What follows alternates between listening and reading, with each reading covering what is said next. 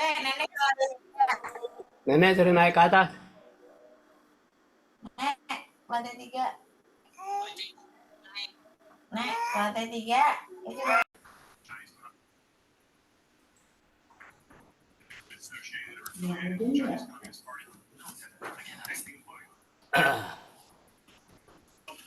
Assalamualaikum warahmatullahi wabarakatuh.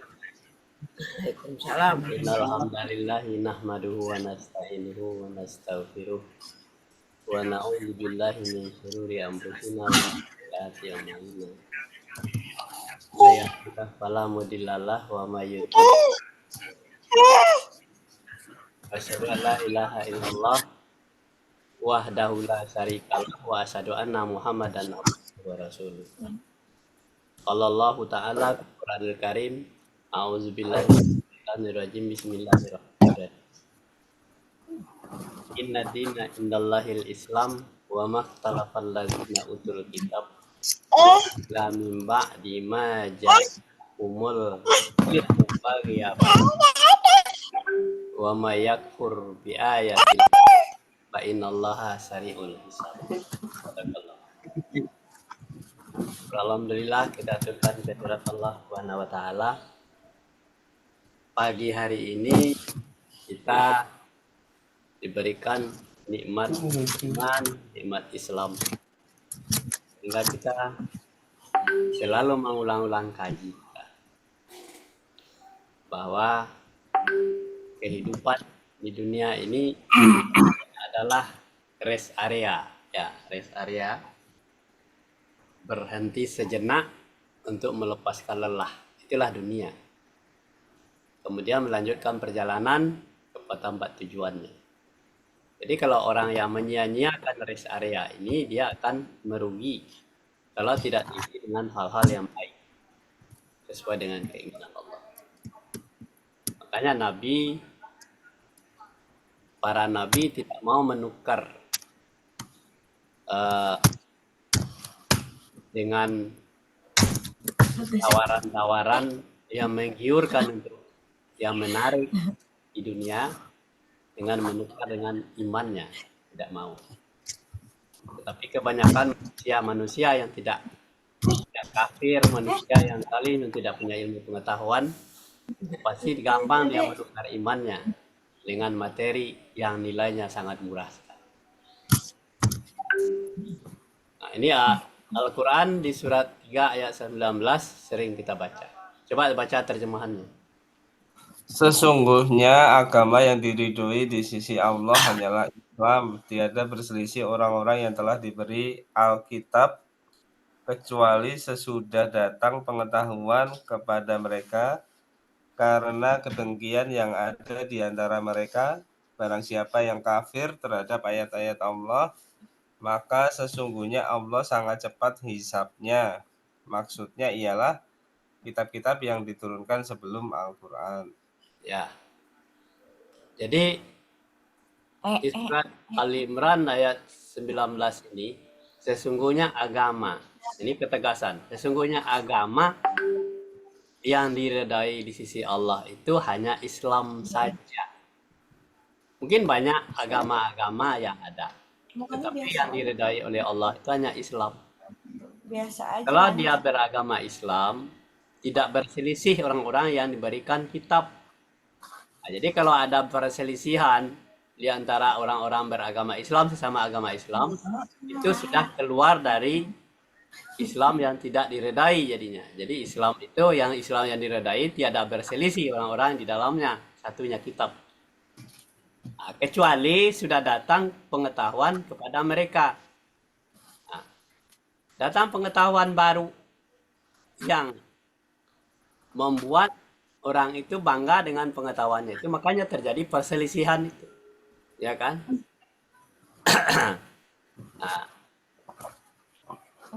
Karena kedengkian yang ada di antara mereka. Jadi ada kedengkian. Pengetahuan baru itu membuat dia dengki, membuat dia mempertentangkan keinginan-keinginan Allah dengan keinginan dia sendiri. Makanya terjadilah perselisihan itu. Nah, maka diperingatkan oleh Allah, barang siapa yang kafir terhadap ayat-ayat Allah, maka sesungguhnya Allah sangat cepat hisab.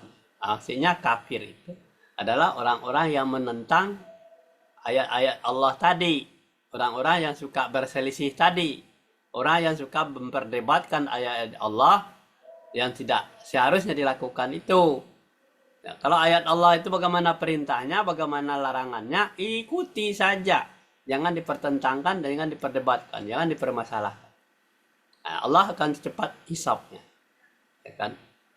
Nah, maksudnya ialah kitab-kitab yang diturunkan sebelum Al-Quran. Apa kitab-kitab yang diturunkan sebelum Al-Quran? Ya, sebelum datangnya Nabi Muhammad SAW. Pada Nabi Musa, Nabi Isa, ya kan? Taurat, Injil, ya kan? Nah, itu namanya orang-orang sebelum itu adalah orang-orang yang sudah mempertentangkan masalah. Nah, kita lanjut.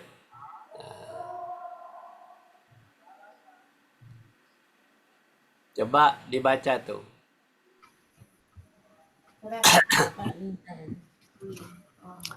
Proses perjalanan hidup manusia yang diridhoi Allah dari mulai dalam kandungan, kemudian lahir menjadi bayi, kemudian menjadi anak-anak, kemudian menjadi remaja, kemudian menjadi dewasa, sehingga menjadi orang tua.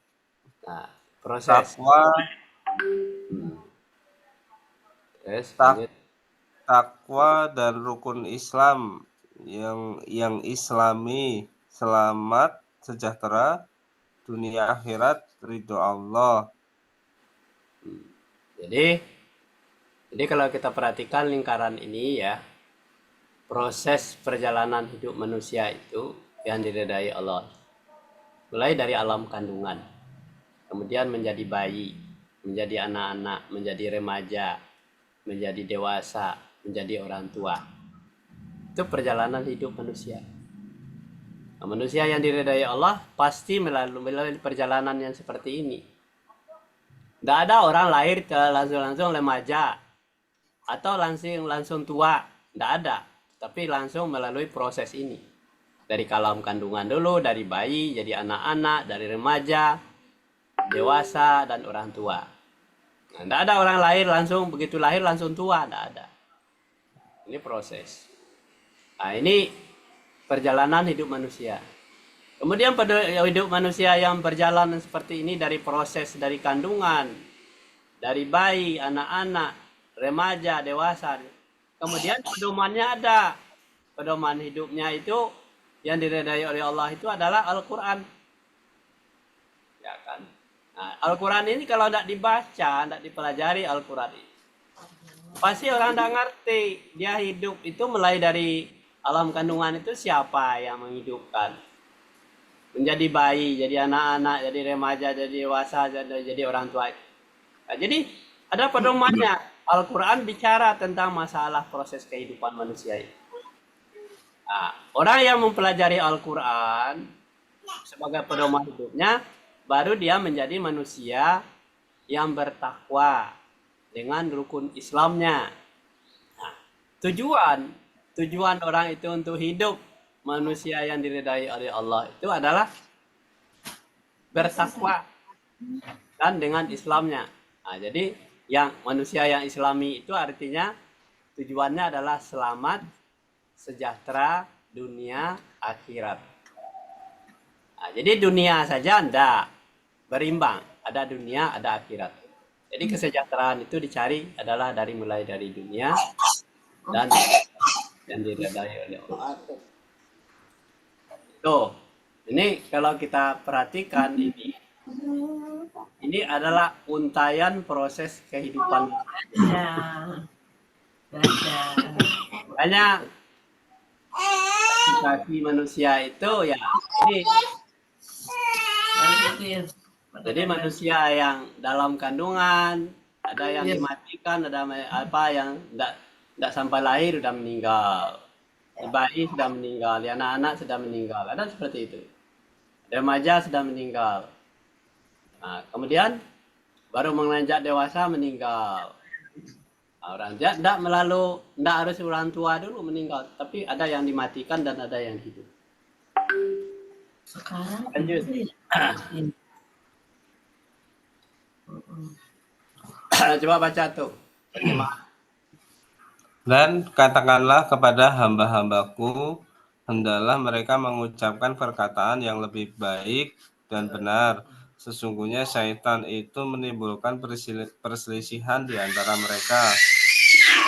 Sesungguhnya setan itu adalah musuh yang nyata bagi manusia. Ya. Ini di dalam surat 17 ayat 53 ini, A'udzubillahi minasyaitonirrajim. Wa qul li ibadi yaqulul lati ya ahsanu inasyaitana yazagu bainahum inasyaitana kana lil insani aduwwum mubin. Dan katakanlah, kata Allah, katakanlah kepada hamba-hambaku. Allah menyampaikan kepada Muhammad, katakanlah kepada hamba-hambaku. Hendaklah mereka itu mengucapkan perkataan yang baik, yang lebih baik dan benar. Jadi orang-orang manusia itu sudah dituntun oleh Allah itu menjadi manusia yang mengucapkan perkataan yang baik dan benar. Tidak boleh berbohong, tidak boleh berdusta. Kalau berdusta itu berarti kan dia tidak mengikuti aturan Allah ini, tidak mengikuti Al-Quran itu, sudah melanggar aturan Allah. Hendaklah mereka itu mengucapkan perkataan yang lebih baik dan benar. Jadi tidak boleh berbohong. Jadi manusia yang berbohong ini sudah melanggar surat 17 ayat 53 ini. Sesungguhnya setan itu menimbulkan perselisihan di antara mereka. Jadi orang yang tidak mengatakan perkataan baik dan benar adalah setan. Sebab setan itu selalu menimbulkan perselisihan di antara mereka. Jadi manusia juga sebenarnya yang ada di dalam itu. Orang-orang yang berkata yang kasar, yang tidak senonoh dengan peradaban manusia, itu setan. Sebab setan itu menimbulkan perselisihan di antara mereka. Nah, jadi peran manusia yang tadinya tidak perkataan yang baik dan benar, itu adalah peran setan. Kalau mencari setan, tidak usah jauh-jauh. Lihat aja orang yang suka bertengkar, sudah berselisih, sudah dengki, benci, pelit, kikir, dan sombong, itu setan itu. Sesungguhnya setan itu adalah musuh yang nyata bagi manusia. Tidak usah cari-cari. Musuh yang nyata bagi manusia, lihat aja orang-orang perilakunya seperti apa, peradabannya seperti apa.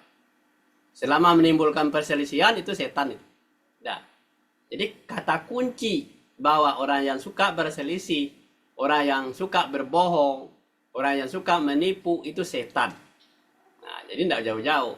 Jangan marah dikatakan setan, kalau memang perilakunya perilaku setan. Memang bentuknya bentuk manusia, tetapi dia perilakunya perilaku setan. Nah, jadi kadang-kadang setan itu marah dia dikatakan setan. Padahal dia pekerjaannya pekerjaan setan. Nah, itu musuh yang nyata bagi manusia. Lanjut. Baca tuh. Ya, Mariam. Islami apa tuh? Agama Ibrahim. Tidak berselisih, tidak dengki, tidak benci, tidak bermusuhan, tidak merusak, menggunakan akal, melaksanakan ayat-ayat Allah, membenarkan kitab suci para nabi, berbuat kebajikan kepada semua manusia. Kalau kafir, suka berselisih. Di bawah ini suka baca tuh dengki. agama ridha Allah itu. Agama ridha Iya, Allah. agamanya ridha Allah. Kalau kafir, suka berselisih, suka dengki, suka benci, suka bermusuhan, suka merusak, tidak menggunakan akal, tidak melaksanakan ayat-ayat Allah, menyalahkan kitab suci para nabi, berbuat keji dan mungkar terhadap ayat-ayat Allah. Nah, ini bedanya antara Islam yang dibawa oleh Nabi Ibrahim, ya, dan para nabi, ya kan Ibrahim itu adalah imam manusia. Jadi agama Ibrahim itu adalah agama yang dipanuti oleh manusia semuanya. Jadi agama Ibrahim adalah agama Islami. Nah, kata kuncinya tidak berselisih. Berarti kalau tidak berselisih berarti mengikuti agama Ibrahim. Tidak dengki, tidak benci, tidak bermusuhan, tidak merusak. Kemudian selalu menggunakan akal. Melaksanakan ayat-ayat Allah. Membenarkan kitab suci para nabi. Nah, tidak ada dibantah-bantah itu kitab suci itu. Itu berbuat kebajikan kepada semua manusia. Inilah agama yang dibawa oleh Ibrahim, yang diturunkan kepada para nabi sampai kepada Nabi Muhammad SAW yang diceritakan di dalam Al-Quran. Itulah namanya agama ridha Allah. Makanya kita temanya agama ridha Allah, ya kan? Nah, jadi agama ridha Allah ya seperti ini, agama Ibrahim ini. Bertentangan dengan si kafir. Kalau si kafir itu suka berselisih. Nah, itu ciri-ciri orang kafir tuh. Kalau melihat orang kafir suka berselisih dia.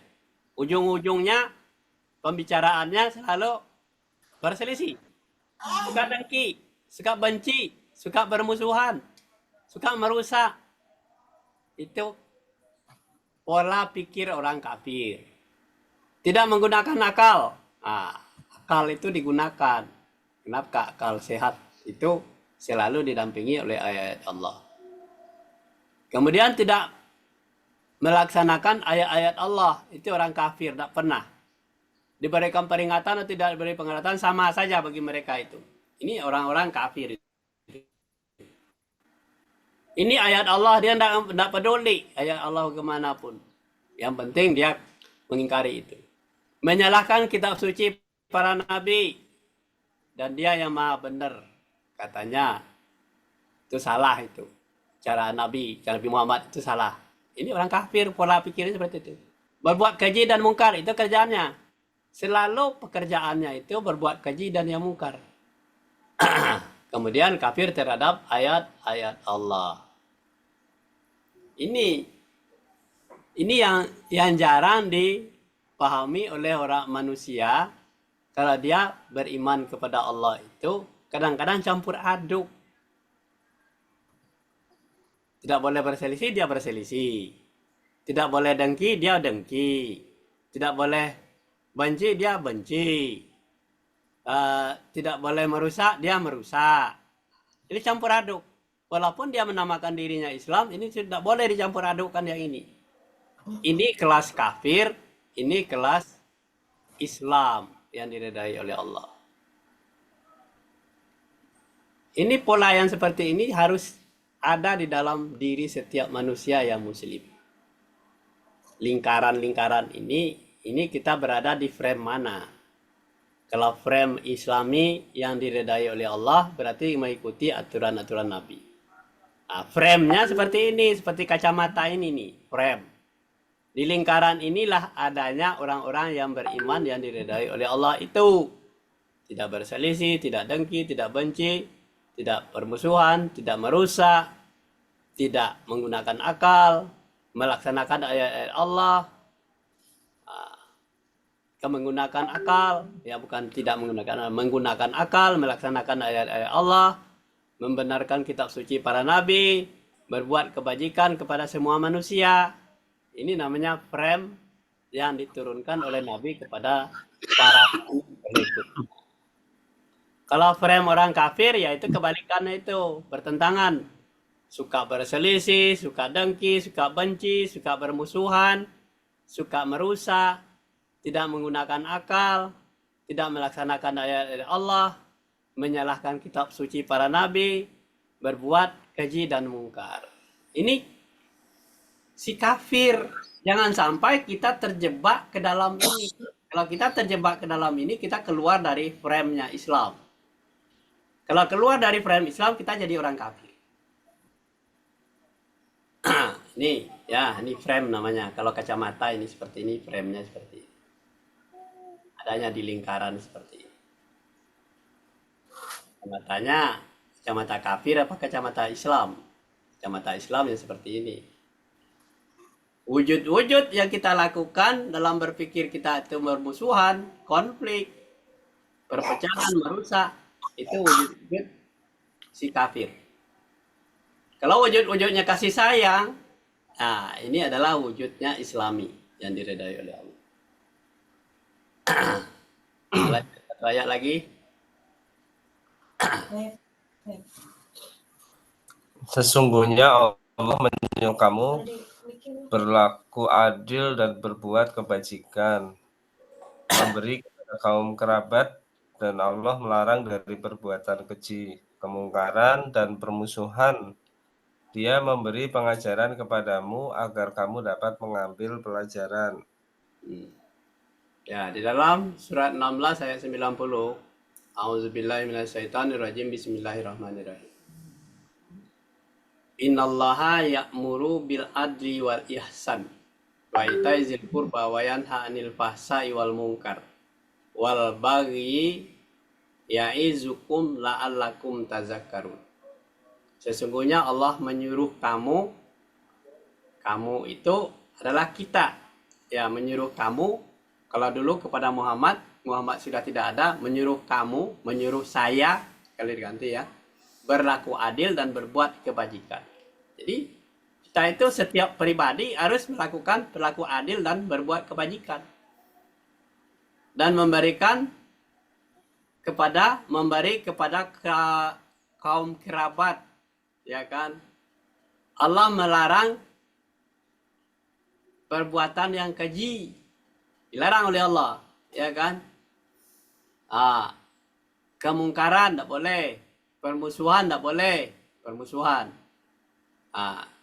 Dia memberikan pelajaran kepadamu agar kamu mengambil pelajaran, ya kan? Dia akan memberikan pengajaran agar dapat pelajaran. Ini kalau ayat ini dibaca dan dipahami, dilaksanakan dalam kehidupan sehari-hari, menjadi budaya hidup kita, berlaku adil dan berbuat kebajikan, itu aman negeri ini. Tetapi ayat ini tidak tahu di mana ditaruhnya, tetapi manusia itu nggak ngerti dia berbuat adil apa berbuat kebajikan. Nah, harus menjadi orang pemberi kepada kerabat. Apa aja yang diberikan? Kalau ada ilmu yang diberikan. Ada materi diberikan. Kemudian yang dilarang oleh Allah berbuat keji, jangan dilakukan. Kemungkaran dan permusuhan jangan dilakukan. Memberikan pelajaran kepadamu agar kamu mengambil pelajaran. Nah, ini yang kata-kata kunci dari ayat Allah inilah harus kita patuhi dan imani. Terus baca tuh.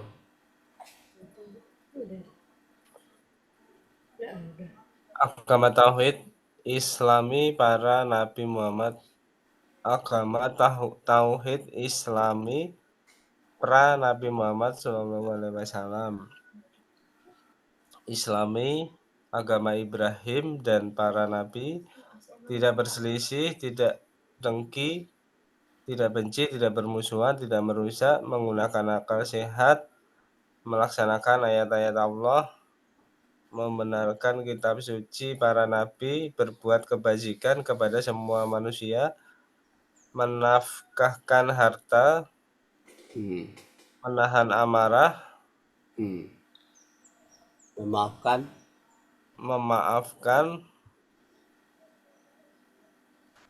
menepati janji, menepati janji, bersabar dan ikhlas, memberi makan orang miskin, ingat Allah setiap saat, mengimani rukun iman, melaksanakan rukun Islam. Nah, itu namanya agama yang ridha Allah itu. Ini lebih luas lagi.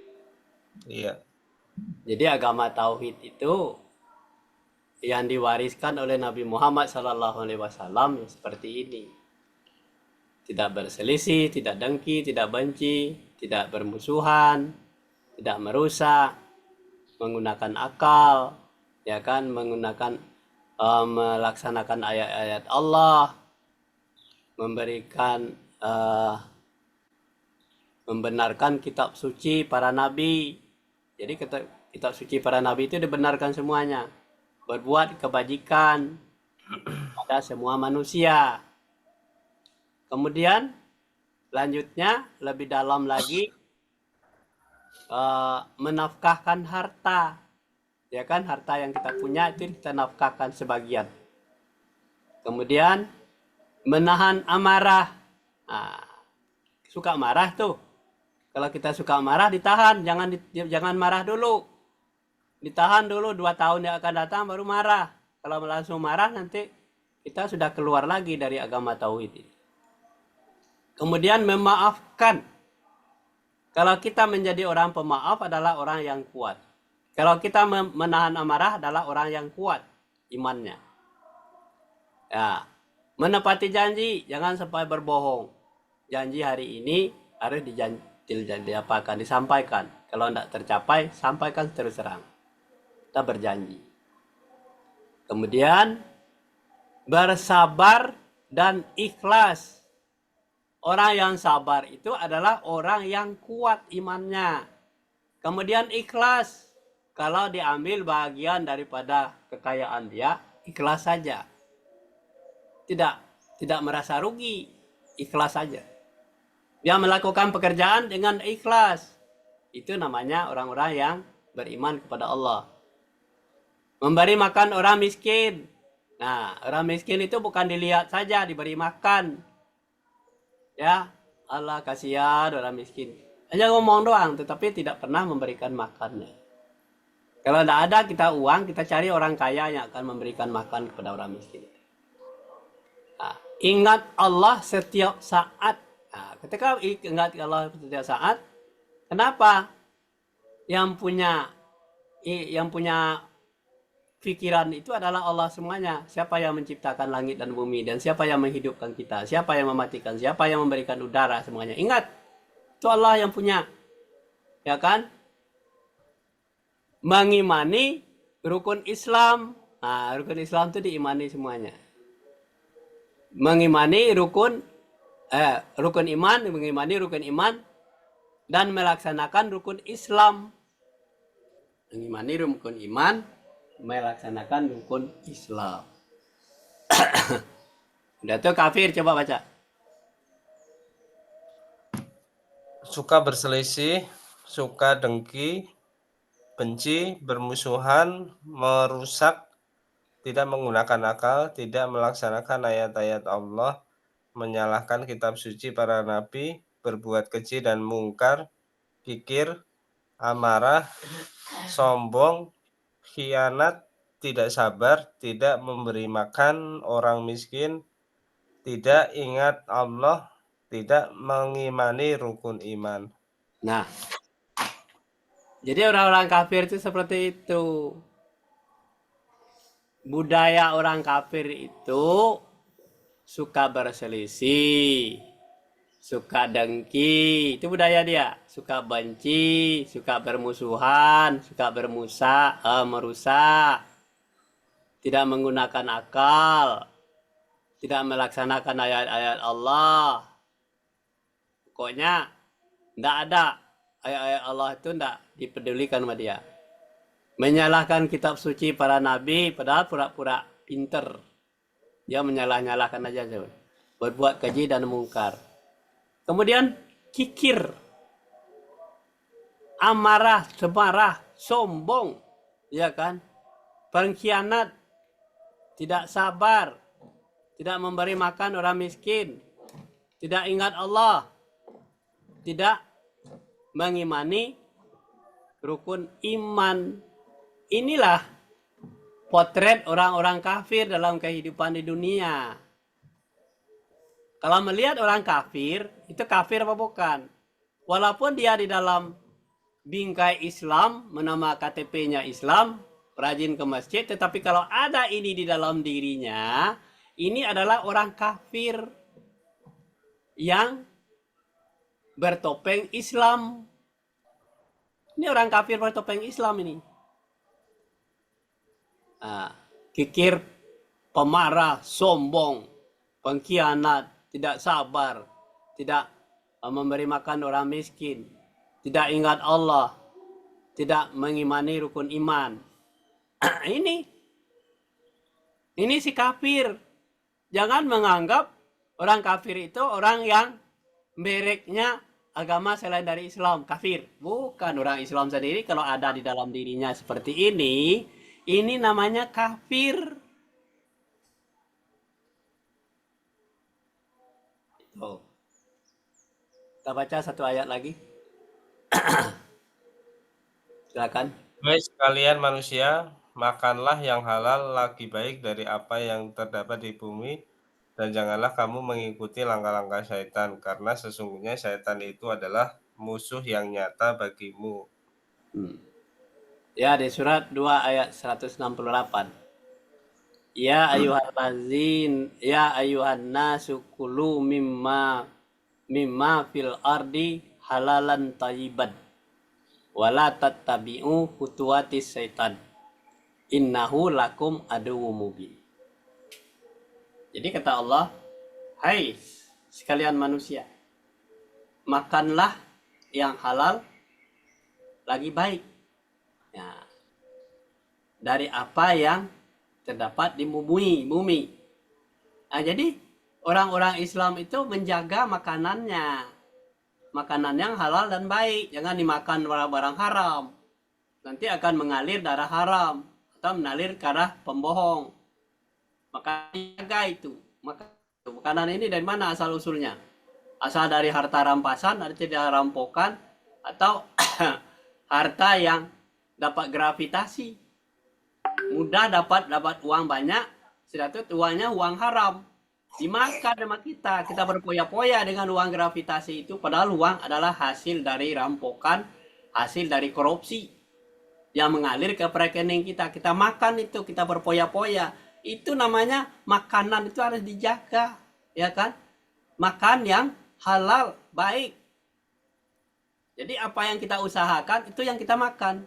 Dan jangan kamu mengikuti langkah-langkah setan. Langkah-langkah setan itu bukan dapat instan, segala sesuatu itu instan. Kita dekat dengan orang koruptor, sudah itu dapat uang banyak, kemudian kita masukkan ke dalam rekening kita buatlah macam-macam manipulasi, membuat PT ini, PT itu, perusahaan ini, seolah-olah kita melakukan pekerjaan kita sendiri, padahal itu uang gravitasi dari uang korupsi, uang yang seharusnya diberikan kepada orang miskin, anak yatim. Kita makan itu uang itu untuk anak cucu itu. Sesungguhnya setan itu adalah musuh yang nyata bagi manusia. Ini yang terjadi di dalam kehidupan manusia. Kalau dia punya kekuasaan, dia pelit terhadap orang kafir. Tetapi dia suka kepada orang-orang yang suka mengembangkan usahanya. Ini masalah makanan ini yang halal lagi baik ini, periksa dulu makanan yang akan diberikan kepada anak cucu kita. Apakah makanan itu halal atau baik? Ini orang jarang mengungkap permasalahan ini. Dari segi makanan kelihatannya tidak berpengaruh, tetapi cara mendapatkan makanan itu dengan cara yang haram, cara menipu, atau kita dapat tiba-tiba saja rezeki seperti itu, kita harus pertanyakan, kenapa kok ke rekening saya kok banyak benar uang? Kemudian ditelusuri, ya udah ambil aja tuh uang apanya, Spanyol nyolong. Nah, nggak boleh. Spanyol namanya, separuh nyolong. Jadi orang nggak tahu. Nah, kata Bobo, nggak boleh kata Spanyol itu, separuh nyolong. Nah, ini kebanyakan orang seperti ini. Mumpung dapat uang, tidak akan terhindar dari kejaran KPK, BPK. Kita sembunyikan itu Itu namanya makanan yang haram. Nggak boleh dimakan. Nggak boleh ngalir ke dalam darah anak istri kita, anak cucu kita. Barang haram ini akan berpengaruh kepada wataknya nanti. Nah, jadi uang Spanyol jangan diambil. Kita ambil yang halal-halal aja, yang baik-baik aja. Untuk memberi makan. Kenapa? Ini pengaruhnya kepada yang hak dan yang batil tadi. Ya, itu. Jadi banyak orang-orang yang tertipu dengan cara seperti ini. Gelap matanya melihat uang banyak. Biarlah saya mendapatkan uang sebanyak-banyaknya, ini mendapat kemudahan dari Allah. Bukan kemudahan dari Allah. Karena dia tidak memeriksa dulu apa yang akan dimasukkan ke dalam makanan anak istrinya. Sudah sampai di sini dulu. Kita akhiri kajian kita pagi hari ini dengan Alhamdulillahirrahmanirrahim. Alhamdulillahirrahmanirrahim. Ya. Alhamdulillah.